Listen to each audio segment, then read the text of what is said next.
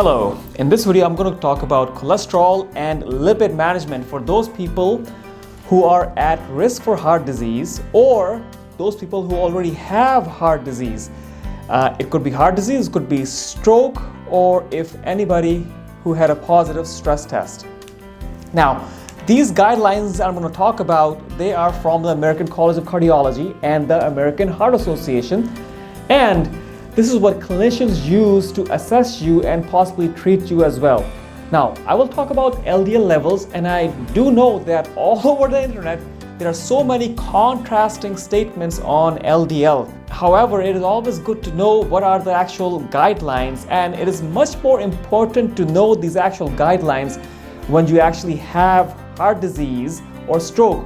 Now, in that situation, there's actually no room for error, so you better know the guidelines and try to follow things properly. Connect live with a top online healthcare professional or book an office appointment. Head over to www.mylivedoctors.com and download the apps. And say hello to our top online physicians, available 24 hours a day on the web and on our free mobile telemedicine app, My Live Doctors. Now, I agree that these guidelines don't really differentiate between the different types of LDLs, and as we know, there are different types of LDLs. The bigger particle LDLs and the smaller particle LDLs, and in combination with high sugar levels, they are more or less known to be more of the culprit in this situation and causing heart disease and brain disease and stroke. However, these guidelines are essential in properly managing you based on the latest information that there is to offer. Now, of course, they come up with these guidelines and they look at everything, and these are more of a generalization than any particular advice for a particular individual. Now, any medication that may be prescribed may not be for everybody, and dietary and lifestyle modifications are of course a huge part of any treatment. And I would surely say that medications do not work if you don't fix your diet and lifestyle. So let's begin and let's look at individual scenarios. Now, people 40 to 75 years of age with diabetes and an LDL of at least 70 or greater. So these are people who have diabetes, they are middle-aged to elderly people. In this situation, and your LDL is more than 70 milligram per deciliter, it is recommended that you should be on a moderate intensity statin. Now, statin medications are those such as Lipitor, Pravastatin, Zocor, Simvastatin. So it's recommended if you are between the ages of 40 and 75 years of age and have diabetes. And diabetes, as we mentioned, when high sugar levels interact with LDL particles, that is actually highly dangerous in building that plaque in your arteries. Now, moving forwards to people within the age ranges of 40 and 75 years old and those who do not have diabetes. So these people who do not have diabetes, their LDL is at least 70, meaning they're 70 and greater, and they have a 10-year risk of at least 7.5% and going up to approximately 20%. And now this is something that's going to be calculated by your physician. So if you are the age of between 40 and 75 years of age and do not have diabetes but have a relatively higher LDL level and your risk score is between 7.5 to 20%, then you are in the middle range. So in this situation, you may want to go for something called a coronary artery calcium scoring, and that is actually a CAT scan done for your coronary vessels that looks at the burden of calcium deposited in your vessels. So that needs to be done in conjunction with evaluating your risk factors as well. Now, there are a couple of risk factors that need to be taken into consideration, and again, this is in patients who are between the ages of 40 and 75 years of age and do not have diabetes but have a slightly elevated cholesterol LDL level. So who are these people with higher risk factors? Premature menopause, people who had menopause before they were females, before they were 40 years of age, or they had conditions such as preeclampsia or elevated blood pressure during their pregnancy, when they were pregnant. Now, certain races are at high risk. such as African Americans and South Asians, or people whose good cholesterol, or the HDL, is less than 40, or some patients who have triglycerides that are actually very high, such as they're more than 175, or patients with kidney disease. Now, these people, it's always said that people with kidney diseases always are at a higher cardiac risk. Now, the other type of conditions could be inflammatory conditions, and it could be autoimmune diseases or diseases such as even HIV and lupus, rheumatoid arthritis, and psoriatic diseases also put you at a higher risk, because guess what? In these disease situations, there is inflammation going on, and inflammation is possibly a trigger for developing heart disease as well. Now, we were talking about the calcium artery scoring. So if you are in this intermediate range, then the doctor may say, okay, so you may have few risk factors, and we're not 100% sure if the risks and benefits of starting a medication are going in your favor. So let's actually check your vessels out. Let's check your heart vessels out. So what they could do is they can do this CAT scan, which is the the coronary artery calcium scoring.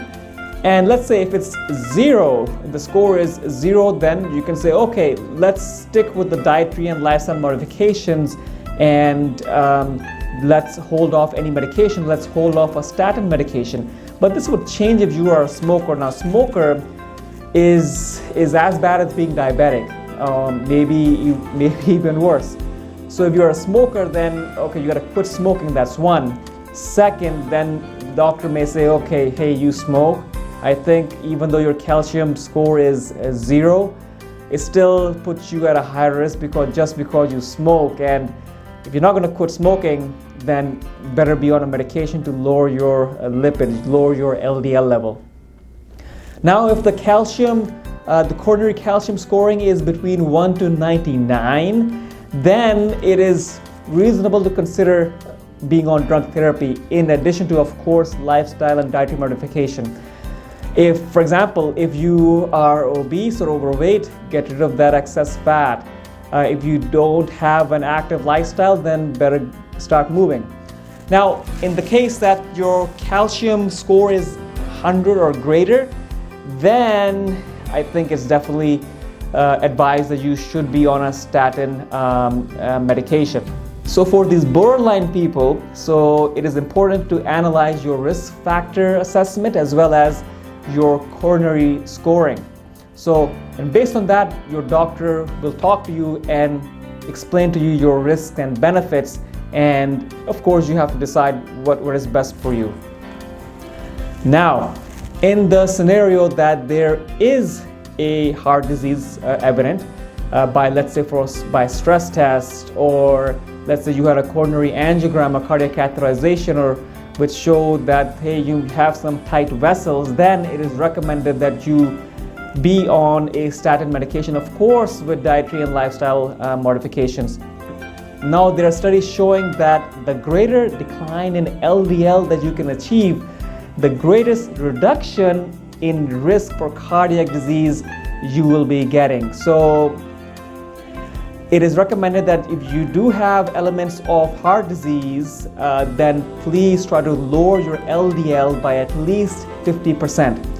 Now, patients who are at a very high risk of heart disease and the cholesterol is high, their LDL is high, it's more than 70 milligram per deciliter, then even if you are taking your statin medication, your Lipitor, your Simvastatin, your Zocor, if you're taking these medication and your cholesterol is still above 70, and you're trying dietary interventions and you're trying lifestyle interventions and your LDL is still more than 70, then you gotta even look for other medications to add on to your statin to try to get your LDL less than. Now, if you are a high-risk individual, you have multiple heart problems, maybe a stroke as well in the middle, or a small stroke called the TIA, transient ischemic attack, and you have peripheral arterial disease, and you're probably also diabetic, then if lifestyle and dietary modifications are not working, then